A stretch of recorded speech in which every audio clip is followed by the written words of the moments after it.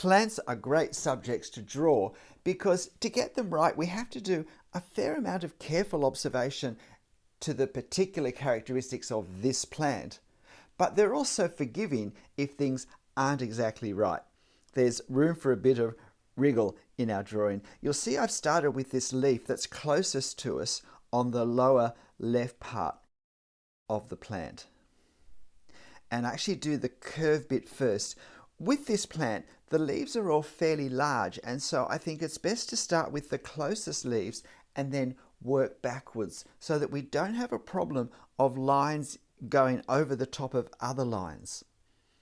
And so there is a little bit of careful observation needed to work out in a few cases exactly which leaf is in front of the other.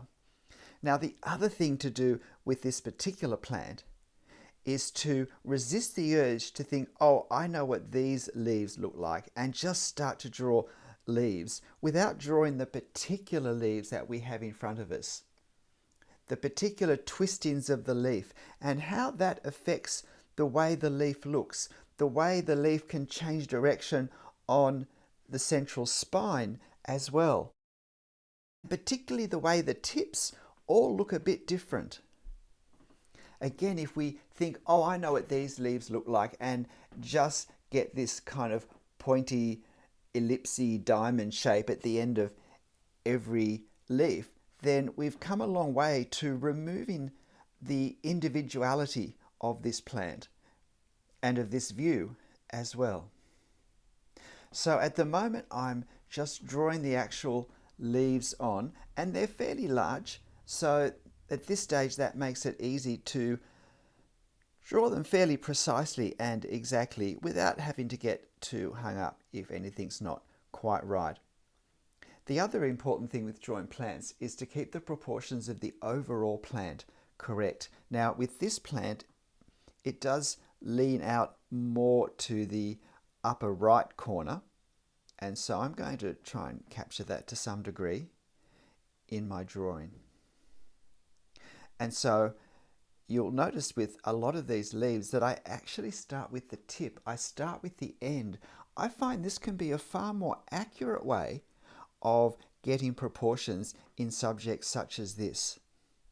It's tempting just to start with what we've already done and go out, but I find it's harder to know where to stop the line, and because I'm drawing directly in ink, once the line's there, it's there. I also find that starting a line such as, say, the center line of one of these leaves at the end and then bringing it back in towards the base of the plant, it's easier to get the exact curve that I want, particularly if it's a tighter curve. I think that's because there's more reference points to go by as we get closer to the end of the line.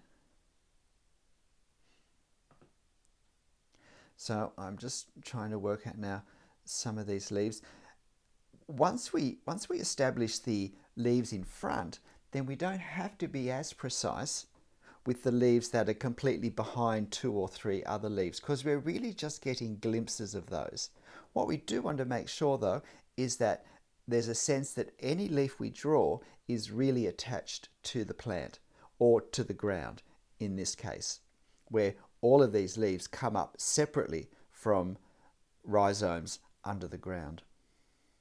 And because silhouettes are important in a drawing, particularly important because the brain gets more information from them about what it's looking at, this plant is all about silhouette. So we do want to particularly capture the individual characteristics of the leaves and particularly of the positions that they are. We want a sense that some of these leaves are more upright than others, some of them bend over more, some of them are older, and if I hadn't cut them all off, the broken ones, that some of them are actually a bit ragged looking.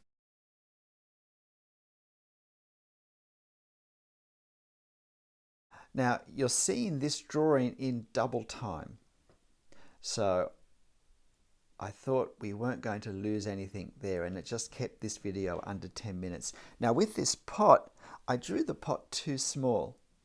And what I want you to notice is that it was just easy not to let that be a big deal. I could make it a bit wider because I was going to use vertical lines for a bit of tone.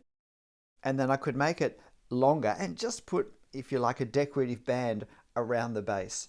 It's important not to get hung up with mistakes. I think it's still best though to draw the proportions that we want, and then if possible to disguise the mistake, as was possible to do in this case. So now I'm getting towards the end of these leaves. I'm just working out some of the further back ones before I start the hatching. The important thing is to always get a nice bend and to resist the urge just to start drawing generic leaves. I'm referencing my photo all the time. There are a couple of bits where I stopped drawing and just looked carefully. I've edited those out. And now it's time to start on the hatching. Now, I've also made this double time. The important thing is to get the really dark areas nice and dark looking, because that will not just provide interest in our drawing, but it will also help some of the leaves come forward and sit in front of others.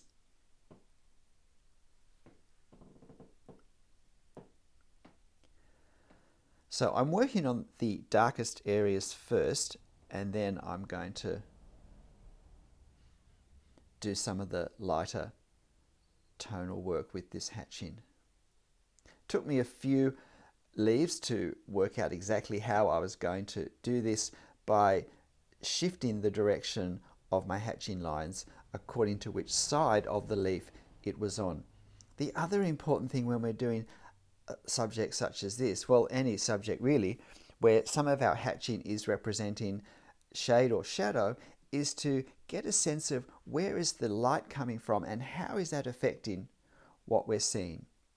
That way we get a consistency in the relationship between areas in light, areas in shade or shadow, and the actual structure and form of the object itself. So I did try and make sure that I managed to do that.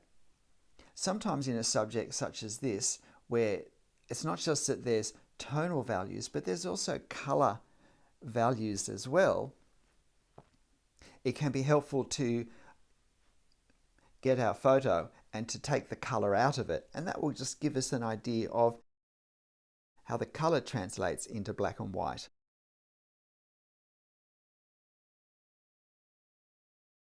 So I'm just working on these now. It really is a case of just having a look, stopping, having a look, stopping, having a look. With our hatch lines, we create tonal values. We create a tonal effect on our drawing.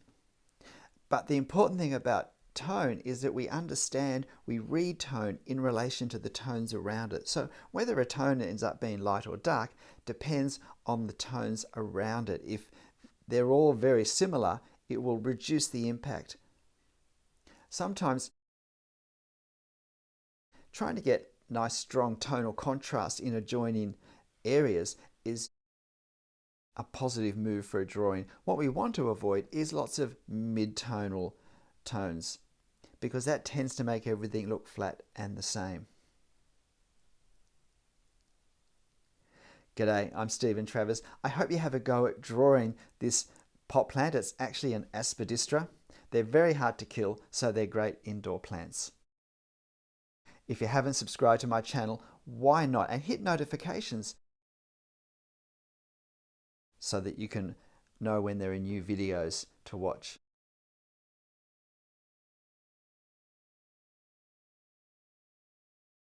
But whatever you're drawing and however you're drawing it, make sure you have fun.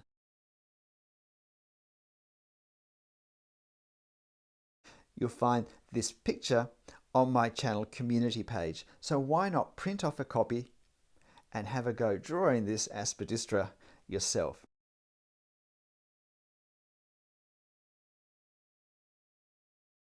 Plants are great subjects for developing lots of drawing skills. So give it a go. I'll see you next time. Bye.